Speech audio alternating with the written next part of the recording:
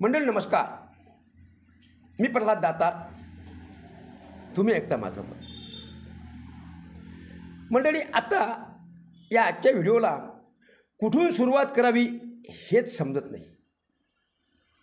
आणि मी आज प्रचंड समाधानी आणि मला सार्थ अभिमान आहे की जळगाव जामोद मतदारसंघातील एका आमदाराला आज देशाची सर्वोच्च सत्ता असणाऱ्या राष्ट्रपतीकडून पुरस्कृत करण्यात आलं. आणि तेही सर्वसाधारण नाही तर एक उत्कृष्ट संसदपटू म्हणून त्यांचा आज तिथं गुणगौरव झाला.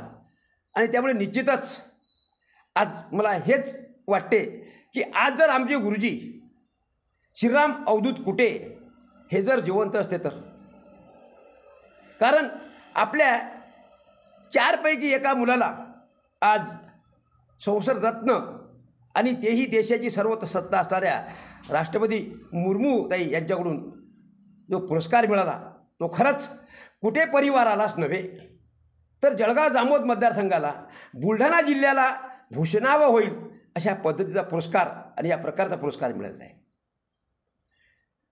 गुरुजी श्रीराम अवधूत कुटे हे पत्रकार, जीवनामध्ये शिक्षकी पेशातच असताना त्यांनी पत्रकारितासुद्धा स्वीकारली आणि केली.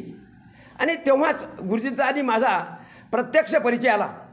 आणि तेव्हा काय गळ्या प्रल्हाद हे गुरुजींचे शब्द आजही माझ्या कानावर अगदी त्याच पद्धतीनं आदळतात किंवा मला तसे ऐकू येतात. आमचा आणि गुरुजींचा जेव्हा परिचय झाला तेव्हा संजू असेल, राजू असेल, विनोद असेल आणि प्रमोद असेल ही सर्व शाळकरी विद्यार्थी. आणि जळगाव जामोद तालुक्यातील त्यांचं जे गाव आहे त्या गावात अत्यंत खेड्यामध्ये शिक्षण गेलं, खेड्यामध्ये शिक्षक राहिले आणि खेड्यातच ही 4ही भावंडं मोठी झाली. आणि त्यानंतर काही दिवसानंतर लगेच मग ते जळगाव जामोदला स्थिर झाले. सर्वसाधारण कुटुंबामध्ये जगणारं किंवा हा जगणारा कुटे परिवार. आणि या कुटे परिवारातील 2 नंबरचं हे 2 नंबरचे चिरंजीव डॉक्टर संजय कुटे हे कधी काळी आपल्या शिक्षणानंतर 12वी नंतर गुरुकुल मोजरीला शिकायला गेले आणि आश्रमात त्यांनी आपलं BA-MS शिक्षण पूर्ण केलं. आणि त्यानंतर आपल्या जळगाव जामोद गावात आल्यानंतर आपला डॉक्टरीचा तुटकामुटका व्यवसाय या तरुणाने सुरू केला. आणि तेव्हा जवळपास गुरुजींचं रिटायरमेंट जवळ आलं होतं, सेवानिवृत्ती जवळ आली होती. आणि अशा कारकिर्दीत आपल्या मुलांनी आता काहीतरी व्यवसाय करावा हे आमच्या श्रीराम कुटे गुरुजींना वाटत होतं.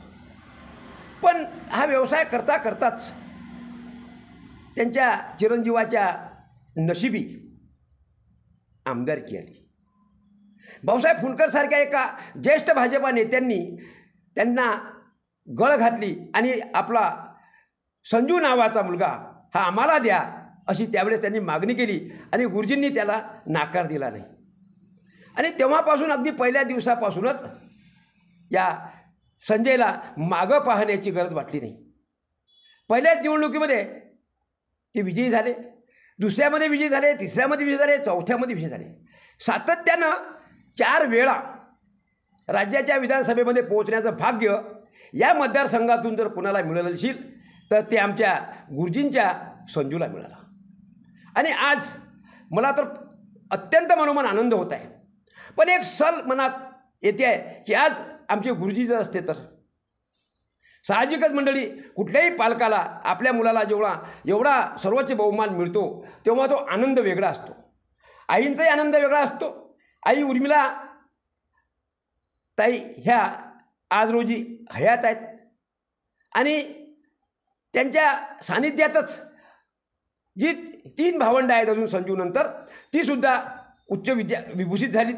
त्यांनीसुद्धा आपला चांगला व्यवसाय सांभाळला. आणि व्यवसाय सांभाळत या कुटुंबाने आपली सांपत्तिक आर्थिक परिस्थिती बेताजी करून घेतली. पण दरम्यान आमच्या संजूला जो काही बहुमान आज मिळाला तो सर्वांसाठी वाखाणण्याजोगा आहे. कारण माझ्या बाबतीत तर दुहेरी आनंद मला आहे की गुरुजी माझे मित्र होते, वयानं ते माझ्यापेक्षा खूप मोठे जरी असले तरी मला काय गळ्या प्रल्हाद हे त्यांचे शब्द आज माझ्या कानावर येतात. आणि त्यामुळे अशा माझ्या ज्येष्ठ मित्रांचा हा मुलगा संसदपटू म्हणजे पुरस्कार घेतो आहे.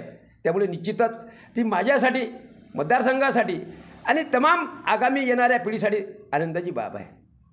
संसदेमध्ये किंवा विधानसभेमध्ये प्रामुख्यानं भाषण करताना, वागताना, बोलताना जो काही तारतम्य ठेवावा लागतो तो तारतम्य या तरुणाने ठेवलेला आहे. बऱ्याच वेळा त्यांची भाषणं आक्रमक होत आहेत असं वाटत होतं, पण त्या आक्रमकतेतही कुठेही आपला शब्द चुकणार नाही आणि त्यातून कुणाबद्दल अपशब्द निघणार नाही, आपल्या वक्तव्यातून कुणाचा मानभंग होणार नाही, हा ध्यास संजूनी ठेवला.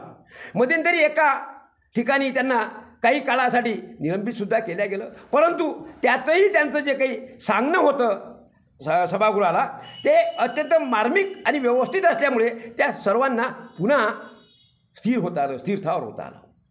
आणि त्याहीपेक्षा सांगायचं भरपूर आहे की मतदारसंघाबद्दल असणारी त्यांची आपुलकी, त्यांचं असणारं प्रेम, कारण अत्यंत गरिबीतून शिक्षण घेऊन एका जिल्हा परिषद शाळेवर शिकवणाऱ्या शिक्षकाचा हा संजू नामक मुलगा आज राष्ट्रपती द्रौपदी मुर्मू यांच्या हस्ते जेव्हा हे पुरस्कार घेतो तेव्हा खरंच माझ्यासारख्या तमाम पत्रकारांना याचा अभिमान वाटतो आणि तो अभिमान सार्थ करण्याचं काम आमच्या डॉक्टर संजय कुटे यांनी केलं. त्यामुळे मी अशा व्यक्तीला किंवा अशा व्यक्तिमत्वाला खऱ्याच अर्थानं एक सोज्वळ, चांगलं आणि प्रामाणिक व्यक्ती आगामी काळामध्ये त्यांचं या त्या रूपातून येईल. कारण एवढा मोठा पुरस्कार भेटणं ही निश्चितच मंडळी सर्वसाधारण बाब नाही.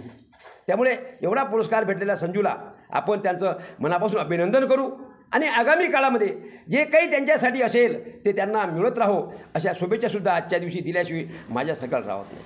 मंडळी, संजूबद्दल, कुठे गुरुजींबद्दल, कुठे काकूबद्दल बरंचसं काही वेळोवेळी अजून पुढं बोलता येईल, पण आजच्या दिवशी माझं मन मला व्यक्त करण्याचं वाटलं, त्यामुळे मी माझं मन व्यक्त केलं. आता इथंच थांबतो. धन्यवाद.